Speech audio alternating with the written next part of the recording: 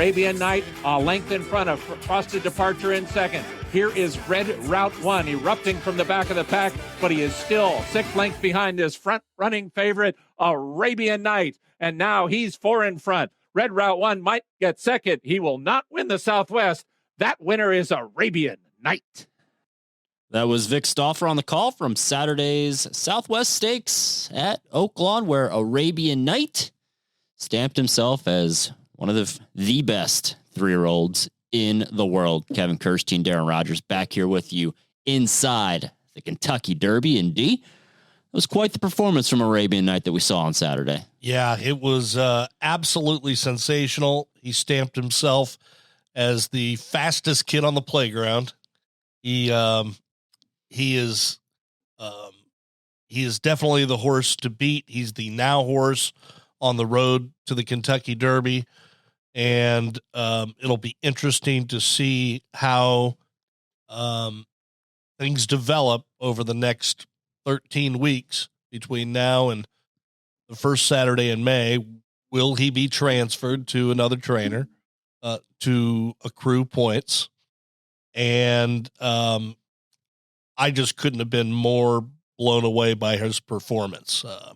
A tip of the glass, clinking the Woodford Reserve, of course, the presenting sponsor of our podcast with over 200 flavor notes.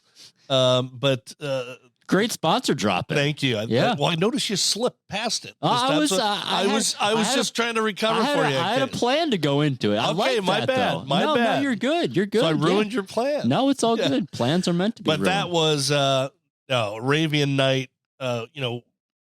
We talked about how fast and special he looked after that performance on the Breeders' Cup undercard, but the first time around 2 turns, also racing in the slop.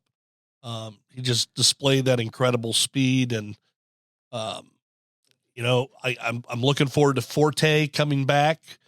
To me, those are the top 2 horses that you have to run down if you're going to try and win this year's Roses. And once again, we've proved that we are not meteorologists. It came up a wet track down at Oaklawn and kind of thought, it's going to be dry. Weather forecast, rain's going to be later. No, it came up a wet track. So that's one thing that we can keep an eye on. Some of the horses moving out of this Southwest. Of course, Arabian Night defeated Red Route 1, who earned 8 points on the road to the Kentucky Derby. Frosted Departure was in third.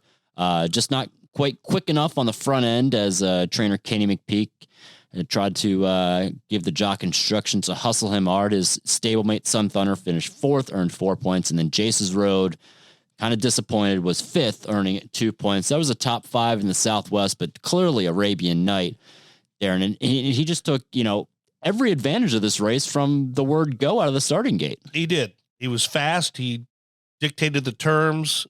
He had his ears pricked, waiting for Johnny V to give him a command. He went out there in 22-4, 46-4, 111-4. He was just coasting. I mean, he basically had a length and a half advantage down the backstretch and into the turn. Frosted Departure probably drew within 3/4 of a length, leaving the turn. But Arabian Night had plenty more left. And we've seen a lot, and we've talked about this a lot with, trainer Bob Baffert's best 3-year-olds, and they just seem faster than a lot of the other horses. It's not like they're hard scent and people just say, they're never pressured on the lead. They never really had to, sort of rate behind horses. He's just shows like he's, like the fastest kid on the playground. Yeah, he's just faster than everyone else out of the gate. And that'll break hearts. When you chase and you try to keep up, he's just a special horse. Yeah. The one thing for me, the biggest takeaway that I noticed is in deep stretch when Johnny V went to the whip. I think he went twice. Once. He showed it to him. He waved it to him, but he got one tap. And he took off. And it just shows that how well he was responding because he was on the front end. He really didn't, have any sort of pressure. Johnny, sloppy track, was completely clean silks, but he was still, once Johnny gave him the tap, he just took off for the wire. And so that's what impressed me the most. And here's what his jock, Johnny V, had to say after the race. He jumped so quick out of there. I did not expect him. I mean, he warmed up so quiet and great class. He's really quiet. Got to the gate. I didn't do very much with him, obviously, because I didn't want to get him too rolled up going to the first run. I know the horse next to me. They told me they were going to send that horse. I even told Baba, he can settle, be perfect. He broke going to the first run, took advantage of it, get in to save some ground there. Sat against him, basically let him with the horse come to him and kind of play along a little bit in the back stretch. And down the stretch, I wasn't even going to hit him, but he started running and he saw the tight tracks for where the gate was, and he slowed down. It's like, hey. And I had to kind of let him know, hey, pay attention. Once he passed out, I saw the lights kind of slowed down a little bit and kind of gave him one more, and all of a sudden, he took off again. Obviously, the way Bob had him trained and coming into this race, he was ready. I mean, even his gallop out was really strong. So he had him ready for us. And then, like you said, he had to step up, obviously going 2 turns, sloppy track. Everything was against him today. He showed up. Very good horse. Very good horse. He's very good. He's a very good horse. So it sounds as if he's going to get plenty of time now between his next start. Right. So I don't expect him to come back for the Rebel. I'd be surprised if he comes back and anytime in mid-March. I think he's going to have one race in advance of the Derby for an attempt to accrue points, and he'll have to finish in the top 2. And wherever he ends up, I wouldn't imagine this horse is doing anything but that. I mean, this is a really special horse. This is he's only got 2 lifetime starts, but he's very, very good. Yeah, and with trainer Bob Baffert saying he wants to give him plenty of time between starts, the April 1st Arkansas Derby could be an option. The next weekend after that is the Santa Anita Derby on April the 8th. It'd be likely one of those 2 spots. I think he puts him on the road again. Yeah. I think I'd rather have if you're looking for the time between starts, I would think he's going to run 5 weeks out of the Kentucky Derby, rather than 4. So we'll see. And again, the horse has to be transferred to another trainer by February the 28th in order for Arabian Night to be eligible to accrue points. But he is he's the leader in the clubhouse right now. Yeah, absolutely. And so, with 0 points. He's the leader in the clubhouse. Yeah, that's what we're dealing with right now. Some of the other horses in the race that, we talked about and kind of ones that we thought could garner attention. I think the biggest disappointment was the 2 Brad Cox trainees, Corona Bolt and Jace's Road. Corona Bolt just sort of seemed to back up, and then Jace's Road looked like he tried to make a mild bid. I don't want to even call it a mild bid, but he tried to get into contention and then just sort of flattened out. Trainer Brad Cox both said, he's sort of trying to, erase both of those efforts, maybe draw a line through them, head back to the fairgrounds with both horses. And he thinks Corona Bolt maybe trying another day. That was his first time going 2 turns, maybe didn't handle the slop. And then Jace's Road, sort of the same thing too. I just think, we've seen Jace's Road throw the clunker. It's just sort of odd to me. Maybe the outlier is that, the win in the Gun Runner, and maybe he's just not quite there yet, because 2 really bad efforts. And this wasn't really bad, Darren, but it was just, maybe it was really bad. Well, it wasn't good.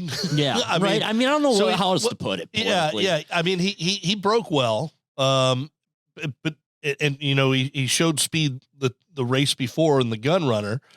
Joe Talamo, when he broke well, and again, breaking from the 3 hole down on the inside, you could see Joe kind of took a little hold of him. So I think he wanted him to relax. I don't think they wanted to be on the lead, and he was definitely trying to get in the clear on the outside of horses, which he was. I mean, he was 5th in the clear, probably about, 2 wide down the back stretch.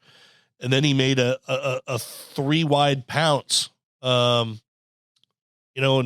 leaving the turn, and he looked like he was in position. But I mean, that was with, he got within 2 lengths of Arabian Night, And within that one big move, it was over just like that. Yeah. It was done. You could see he was urged, had nothing, and then he just kept on.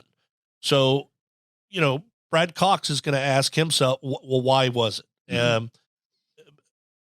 It might be the dry, and maybe it's a wet track, maybe he needs a dry track, but he's got to go back to the drawing board because that's not going to be good enough on this road. No, it's not. And then Corona Bolt, who I lean to maybe, see if he can try it again. I mean, it was first start 2 turns, first start going on, a sloppy track. And then again, where the pace scenario worked out, where we knew how quick he was from the gate, Flavien Prat, didn't go on with it. And it's maybe because he couldn't, because, Arabian Night and Frosted Departure were just faster. I rewatched, that might be the case. They might just be faster. I rewatched the race a few times, and you could see when the gates open, Prat was sending Corona Bolt.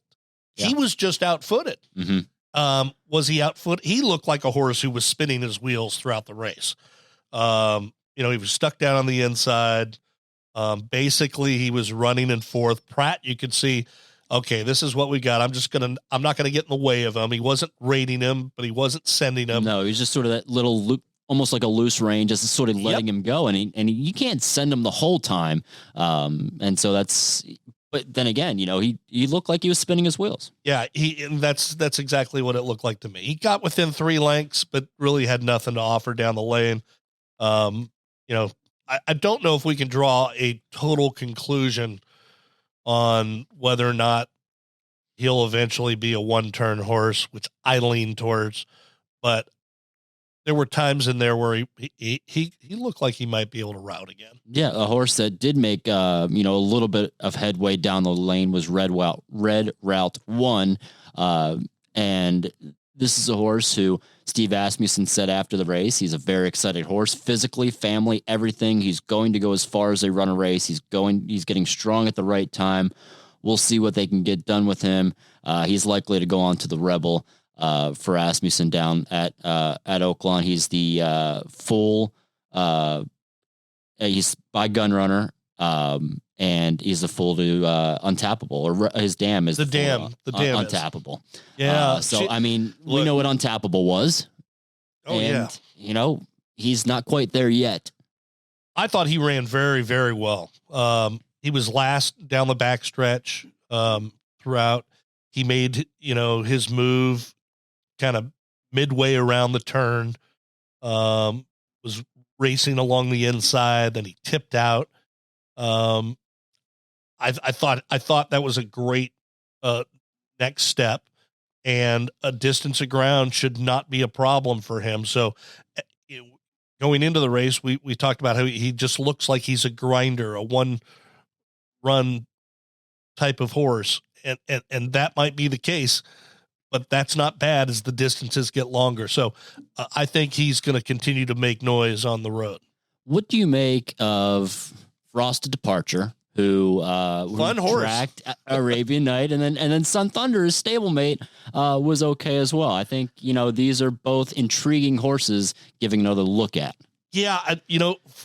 Frosted Departure, he was hard sent, tried to get that lead, tried to put pressure on Arabian Night, and it was just kind of to no avail. So then he was basically chasing from a length and a half back. And, he came within 3/4 of a length leaving the turn. He was fought hard, grinded his way down the stretch after chasing that pace. And it wasn't until the final 100 yards that Red Route 1 was able to pass him for second. So he ended up, running a good third. He, along with Red Route 1, are probably both going to come back in the Rebel. Sun Thunder, he was outfooted early, just like he was in his prior start. I thought he had a good rhythm, down on the, inside, down the backstretch. He moved around tired horses around the turn, and, he just kind of grinded his way there. So I don't know if it's, the wet track or whatever, but I would give him another try. Yeah, and he'll be nominated, I think, for a number of spots, according to Kenny McPeak, the Risen Star. He nominated for the Rebel, and maybe even the Turfway Series, as Kenny mentioned, of course, the John Battaglia Memorial or the Jeff Ruby Stakes. And so he's not afraid, Kenny McPeak, to run them back off of shorter rest. He does give horses time if they need to, but he's one that will run in 3 weeks. And if the field is right and the money is right. How about the tomato? The tomato. El Tomate. Yeah. I did play my exacta with Did you? Yeah. Yeah. And I was surprised he was urged to go from the start. Yeah, right. But he chased in third down the back stretch and was in the clear. And I thought, wow, this could come back big. Yeah. He was in a good position and then was empty. The water was too deep for El Tomate and also too deep for Western Ghent. Yes, it was. And so the next stop on Oaklawn's road to the Kentucky Derby, of course, is the Rebel Stakes, as we mentioned, as we'll see a couple horses out of there. We'll see who else may show up in that Rebel. And you may get some horses shipping from the fairgrounds or some other horses that are based at Oaklawn that aren't quite ready yet, that we'll see in the Rebel, which is just in 4 weeks' time on February the 25th down at Oaklawn. That's $1 million grade 2 event. $1 million for the Rebel. 50, 20, 15, 10, 5 points for the top 5 finishers, eligible finishers in that race. What else do we see this weekend, D? It was a big weekend for Baffert. He ran 1, 2, 3 in the San Vicente, the 7 furlong sprint. Having a meltdown, beat Faustin by 1.5 lengths, wired the field. Fort Warren was well back in third. It's interesting, comparing Arabian Night to those, the top duo in the San Vicente of the Baffert trainees, or even the other, 4 that we're going to see possibly in the Bob Lewis, just how much he seems to separate himself from the rest of Bob's 3-year-olds right now. Yeah, but having a meltdown is a sprinter. I mean, he's a 1-turn horse. He's going to be kept at 1 turn. In fact, next is going to be a trip to the Middle East on February the 25th for the $1.5 million Saudi Cup, which is a 1-turn, 1-mile race. And his stablemate, Speedboat Beach, is also going to join him in that race. But having a meltdown is a very nice sprinter. As for Faustin, he wants more ground, and that was a runner-up effort. And we'll see what he does as the distances get longer. I think he'll continue to make noise out on the West Coast. Look, we had 3 of the 4 horses were trained by Bob Baffert in the San Vicente. We had 16 nominees for the Robert Lewis in California, where 14 of the 16 are trained by Baffert. The other one was a Peter Miller. Then you had a John Sheriff's. They drew for the Bob Lewis, and it's a 4-horse field. All 4 of them trained by Baffert. That's not a great sign for California. I know there's been a lot of chatter as to something has to be done. I know, looked up an incredible stat. Yeah, and I heard it, I got the idea of the stat from actually Ryan Hansen, who had the other trainee in the San Vicente. And he was saying that, there are no first level allowances being written in California right now. And why is that? And that's because there aren't many eligible horses for first level allowances. Well, why is that? So you go back to Del Mar from this summer. So they opened their meet on July the 22nd. And I looked at the open dirt maiden special weights for either strictly 2-year-old open company or then 3-year-olds when they turned older on January the 1st. And so I looked at Del Mar, who ran both the summer and the fall meet, Los Al, Santa Anita. And there were 21 open maiden specials on dirt for both strictly 2-year-olds or strictly 3-year-olds. And Baffert horses have won 16 of 21. 16 of 21. Who are the 5 that were not trained by Baffert? So Practical Move was obviously one of them. And then I think there's one from Peter Miller. You've got one from who won the other day. What was the Go Rocket Ride? Go Rocket Mandela. Ride, and there was 2 others, and so it's like you got 16 horses all coming out of the same barn, and so first level allowances just won't go. The rest of the 3-year-olds are all maidens right now. So they all have run against these short-priced Bob Baffert trainees. Here's the other stat. Out of the 16, you know what their average $2 win return was? I'm going to go in the neighborhood of 4 to 5. They're a little north of that, 3 to 2. Okay. 3 to 2 on, but so they're all well-meant horses out of the Bob Baffert barn that have won all the maiden special weight races. And so he's pointing them to all stakes races. And that's what we've seen in the San Vicente, and we've seen now in the Bob Lewis. And so there's just, not a lot of winners out there that are eligible for these races. Going back to Go Rocket Ride, that was a nice victory for Pin Oak Stud. Richard Mandela trained. It was only, he might be a one-turn type of horse, but he's well-bred. Candy Ride out of an Uncle Mo mare, won by 5 3/4 lengths at 6 to 1, beat the Baffert trained Sonoran, and it was a visually very impressive and fast race. I mean, went out there in 22, 44 and 3, and then stopped the teletimer in 109 and 2. This horse is going to be interesting to watch down the road. But Mandela is typically a very patient trainer, and, whether or not he's thrown into a race like the San Felipe at some point, we'll have to wait and see. Yeah. I mean, again, and we know with Mandela and how patient he has always been for his entire career. Mike Maker had a big weekend right down in South Florida. Yeah, he did okay. He had a good. He did okay. He also had a good New York bred win up in Aqueduct on Saturday. Maker's Candy won by 6 3/4 lengths. Got a fast time. A Twirling Candy out of a Bluegrass Cat mare, Purple Cat. Second career start, went off favored, but won by 6 3/4 lengths.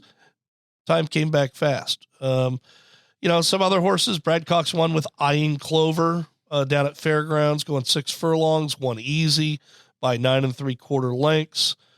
Again, I think this horse is probably more of a Pat Day Mile type of horse. I didn't really think there was much contender in that field either. Yeah. Good to see Norm Cassie back in the winner's circle at Oaklawn. Won with Easy Action, but it's a Speightstown out of an Into Mischief mare.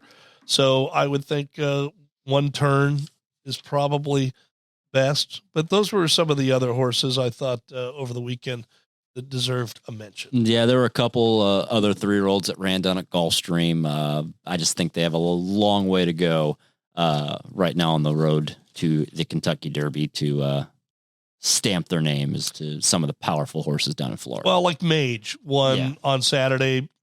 Nice debut at 11 to 1 for Gustavo Delgado. He always involved on the trail. It's a good Magic. I don't know what the good good Magic's going to go long.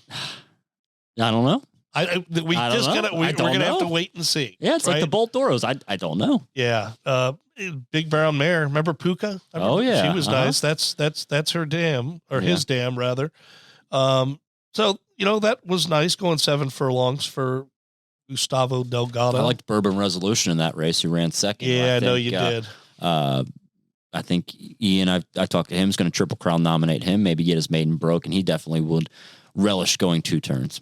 Yeah, and the first level allowance went to Dangerous Ride for Carlos David.